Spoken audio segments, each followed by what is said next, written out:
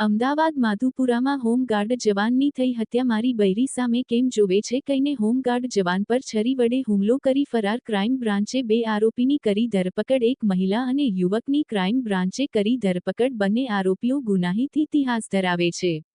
બંને આરોપી ચોરી કરવા નીકળેલા ક્રાઇમ બ્રાન્ચે આરોપીની ધરપકડ કરી વધુ તપાસ હાથ ધરી।